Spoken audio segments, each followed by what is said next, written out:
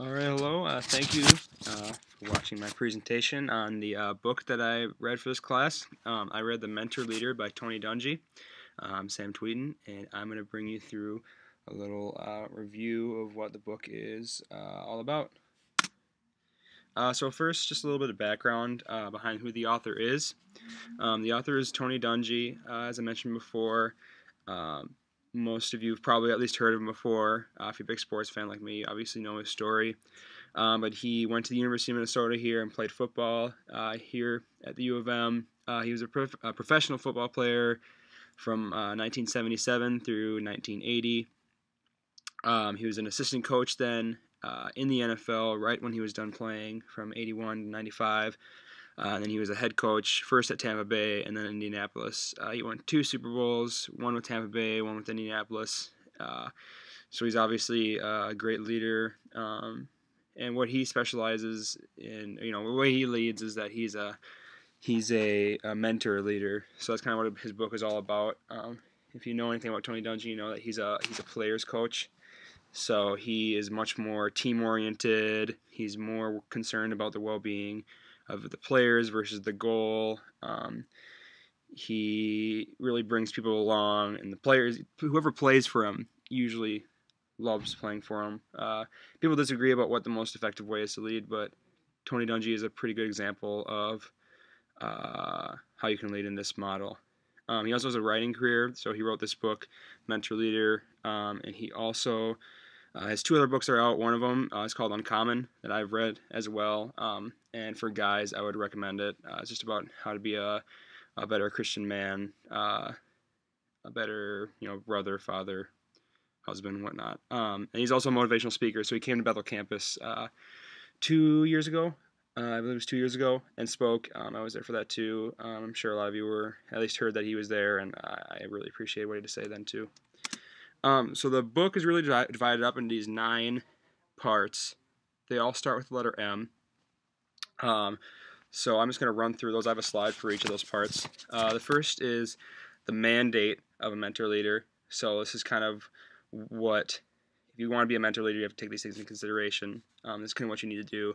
So the biggest thing that Tony Dungy says you have to do is you have to put people first if you're a mentor leader. So it's not about you, it's about the people that you're leading, and enriching them and encouraging them to be the best of their abilities, and not just to do what you want, but to get them to want the same thing and work towards that.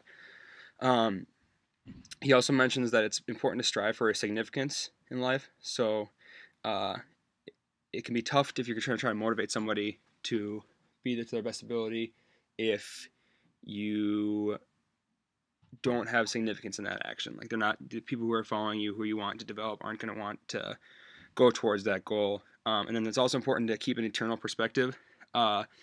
This is something else that's pretty key in mentor leadership, is that you can't get caught up in immediate successes, because you're investing time in the people that are following you. So it might take a little while for you to find the results that you want, but it's worth it if you stick it out. Then at the end of each chapter, there were kind of like a couple of questions that he had in there to think about, and in a couple of these sections, I just highlighted some of them that I thought were important. A lot of these are recurring themes throughout the book, but one that always sticks out to me is that your actions are consistent with your own words. So, like, you can talk the talk, can you walk the walk? If you're going to try to be a mentor, especially a mentor leader, where there's high interaction with people that you're leading and you're developing relationships with them, they're going to be watching you, so your actions need to back up your words. And then this is kind of like the overall theme behind mentorship. Dungy's whole point behind mentor leadership is that the whole goal is to make others' lives better. It's like he says through the whole book, it's not about yourself, it's about the people that follow you. The next is the mindset of the mentor leader. So this is the kind of the mindset that you need to be in if you want to pursue a role in mentors leadership. So like I said before, he always says it's not about me, it's about God first and foremost, but it's also about, the people that you're leading. They should be your focus, not yourself. He says, to look beyond yourself and focus on others, and not just where you want yourself to be, but where you want the whole team to be together. And mentor leadership is really the same thing as servant leadership, because you're really serving the people that you're leading. And one of the interesting things that he says a couple times in his book is that mentor leaders create mentor leaders. And this is true if you look at Tony Dungy's career, because people that he has worked with under his coaching tree, like Lovie Smith and Leslie Frazier, have then coached in the exact same model that Tony Dungy coached in, which is definitely like a mentor leader aspect. Um, Lovie Smith and Leslie Frazier are both also strong Christian guys too, so they kind of follow the same model of building everybody else up and keeping a eternal perspective with it. Like I said before, leadership is the art of getting someone else to do what you want done because they want to do it, not just because you want to do it. So other things to think about in this part were, when you're being a leader, are you focused on benefiting others, and make sure you know your mission, vision, and values, because that's all going to tie together with creating a culture, which he touches on a little bit later. Next, there's the maturity of a mentor leader. So if you want to be a mentor leader, you have to be a mature person and be able to handle interactions, especially tough interactions with the people that you're leading. So a couple things that he highlighted was that you need to be able to deal with the past. So if you have a problem that you're tasked with solving, you have to deal with what caused that problem in the past and figure out how you want to fix it, or if there's broken relationships, how you can mend that. And he says, nothing can be changed until it's faced. So if there's a problem with how something's run, and you're the new person in charge to change that, nothing is going to change unless you actually face the problem head on, which might be tough to do, but someone who's mature shouldn't have a problem with that. He also touches on forgiveness and freedom. So since the mentor leadership relationship is so it's so interaction oriented with the leader and the followers, you have to be able to reconcile your differences, or if you have a problem with somebody, you need to be able to not forgive and forget, but forgive and be able to work towards working with that person. And it's also important to know your strengths, know what motivates you, because if you need yourself to be motivated to motivate others, if that makes sense. So you have to understand where you're coming from before you can try to fix everybody else if they need to be fixed or whatnot. Next are the marks of a mentor leader. So this is kind of a section where he laid out if you want to be a mentor leader, things that you should look for in other people that you might want to model yourself after. These are different marks you might want to look for. So first of all, he talks about character. This is big in his other book, Uncommon. The character of a person is so important to how they're going to be able to lead others, because that kind of that's the foundation on which everything else is built. He mentions later that people will gravitate towards the person of highest character in times of crisis, and in times of crisis is where you're going to see a leader show his or her true colors. So you need to make sure that your character is in the right spot and you've developed yourself to the point where you're ready to be a leader. He had a list of things to look for mentor leaders, but these were just a couple that I thought were pretty relevant. So he said, mentor leaders are competent, they're secure in their own skin, they're authentic and loyal, they're willing to lead by example, they're people who keep the vision out front, willing to examine and change, and accountable and approachable. And I actually think those last two are really important because in a mentor leadership aspect, or a mentor leadership relationship, you're forced to interact with those people that you're leading, and it's important to be approachable, because if you give off the vibe that you're not approachable and people can't come to you with their problems or give you feedback on maybe what you should change, then they're not going to come to you and you're not going to fix that problem. It's just going to sit there. So I thought that was a really important one. And then being accountable to following up on your vision and following up on your promises is key to get people to actually really buy into what you're trying to portray. Next, he talked about the moments of a mentor leader. Obviously, Tony Dungy has had a lot of moments over his career where they were kind of like milestones in his development as a leader. But this section, I just had a couple quotes in here that I thought were pretty, at least that when I was reading them, they just stuck out to me. So he said, the first one is something that I've kind of always lived my life around, which is that every platform is important in God's eyes. Make the most of yours. So even if you're mopping floors at local McDonald's or whatever, or even if you're a CEO of a company, you can still impact everybody else's lives, and you can still do things for your good and God's glory. And I think that it can be easy to just kind of go through the motions, but especially when you're in a leadership position, you're always being watched, and you are a representative of Christ here. So it's important to keep that mindset that every moment can be crucial.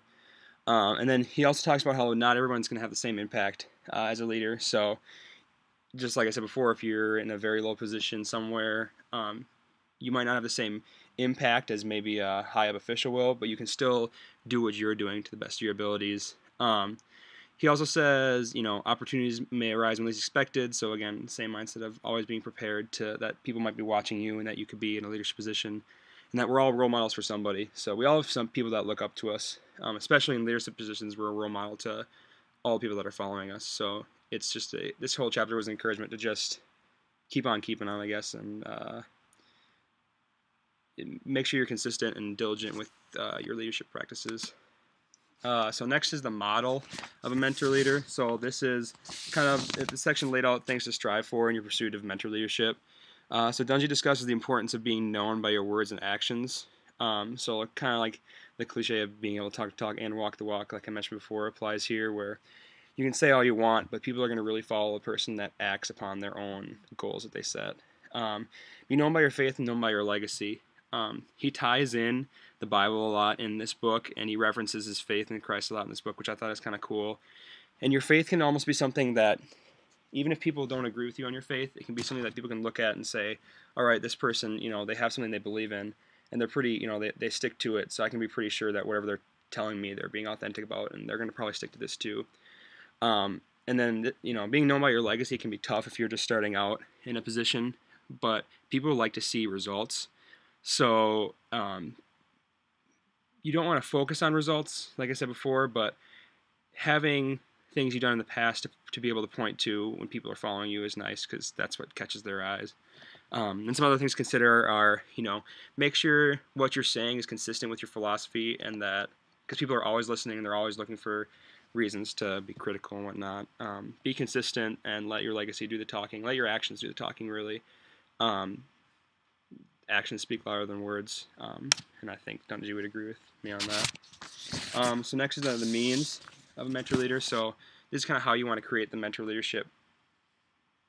The mentor leadership relationship.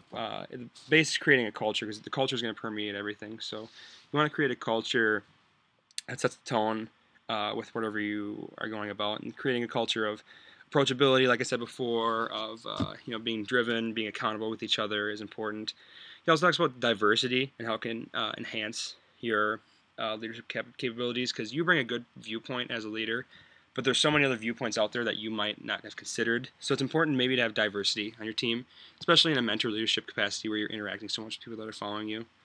And then the importance of working together and building each other up. And that's something that you want to influence in your culture too, is when you're working with people, you always want to build them up and not bring them down.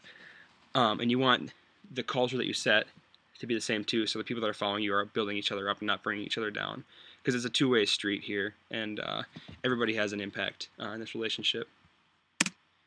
So these are the different methods of going about to being a mentor leader that he talks about, and there are 7 E's, which is kind of nice. He does a theme of having things start with the same letter, which is nice to remember. But engage, educate, equip, encourage, empower, energize, and elevate. So you need to engage your followers, educate them on how we want to go about this, whatever we're trying to get to, equip them to succeed, encourage them when they face troubles, empower them to overcome those troubles, energize them to keep them going to the end, and then elevate them so they can reach the next level. And then finally, he says, when you look back on a leadership relationship, how can you measure how well you did? And basically what it comes down to is the ultimate measure is, did you add value to the lives of others? And did you build other people up? Because it's all about them, it's not about you. And did you glorify God while you were doing it? So, make sure you're adding a value to every moment. You're sharing the journey with others, and that you live a life of significance so that you can keep the focus on God and the task that's at hand. So just a little review. Mentor leadership takes engagement. It's a two-way street. It's a little bit different than a more authoritarian way of going about leading a team. It's the way that I prefer to when I've been in leadership positions. I just love working in teams, interacting with people, and getting to know them. You need to be persistent and develop those relationships. You have to be authentic, or people aren't going to buy into it. And like you said before, if it's done right, mentor leadership creates more mentor leaders, and that's the kind of cool thing about it, is that this model of leadership really gets people going and gets people interested in continuing it. And it isn't about us, it's about the people that are following us, and ultimately it's about giving God all the glory. So kind of some things I took away are, there's different ways to lead, but But Tony Dungy's method of leadership really resonates with me the most. It's kind of the method that I've employed over the years, and that even in the most insignificant times, especially in a leadership role, they're all significant, and people are watching, and you can make a positive impact in people's lives. And we all really do have an opportunity to be successful mentor leaders. So yeah, that's kind of my review on the book. I really recommend reading it, especially if you're a sports fan. Tony Dungy gets some great examples in his book. He has a nice, easy writing style to read, and he's just got some really cool stories. So thanks for watching, and we'll see you next time.